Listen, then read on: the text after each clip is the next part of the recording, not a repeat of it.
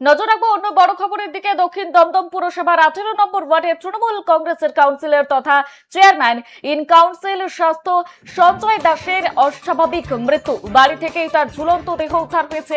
তড়িঘড়ি তাকে নাগেরবাজারের এক বেসরকারি হাসপাতালে নিয়ে গেলেও শেষ রক্ষা হয়নি। তিনি আত্মহত্যা করেছেন বলেই সন্দেহ করা হচ্ছে। অন্যদিকে ঘটনাকে কেন্দ্র করে জোরদার চাপানোতর রাজনৈতিক মহলে। তিনি আবার রাজারহাট গোপালপুরের প্রাক্তন বিধায়ক অদিতি মুন্সির স্বামী দেবরাজ চক্রবর্তীর অত্যন্ত ঘনিষ্ঠ ছিলেন বলেই খবর। মৃত্যুর খবর পেয়ে ছুটে যান অদিতিও। 24 নম্বর ওয়ার্ডের তৃণমূল কংগ্রেসের সভাপতি কিরণ ভট্টাচার্য আবার এর পেছনে বিস্ফোরক দাবি করেছেন। তার দাবি, সঞ্জয় দাসকে বেশ কিছু লোকজন হুমকি দিয়েছিল। তারা আবার আগে তৃণমূল করত, এখন বিজেপি। আর এই হুমকির পরই স্ট্রেস নিতে না পেরে আত্মহননের পথে হেঁটেছে সঞ্জয়। রীতিমতো উদ্বেগের সুরে তিনি বলেছেন, আমি শুনেছি সঞ্জয় দাসকে হুমকি দেওয়া হয়েছিল, ওর থেকে 10 লক্ষ টাকা চাওয়া হয়েছিল।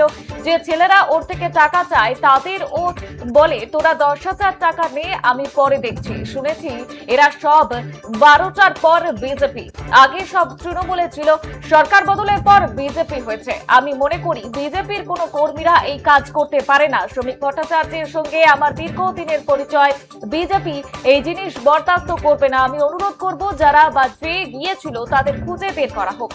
ওদের ধমকের পরই সঞ্জয় আর স্ট্রেস নিতে পারেনি।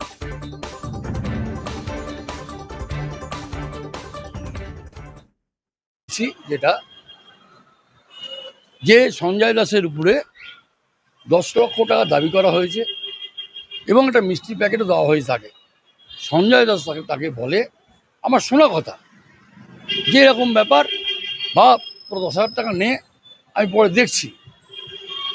সঞ্জয় বলার পর আমি জানি না এরা কারা,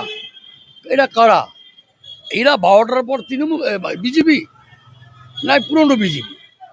আমি যা শুনতে পেলাম এরা 12টার পর বিজেপির কোনো কর্মীরা এই কাজ করতে পারে না।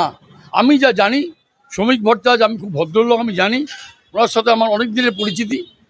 শ্রমিকদের সাথে আমি একসাথে রাজনীতি করেছি, আমরা যখন জোট ছিলাম।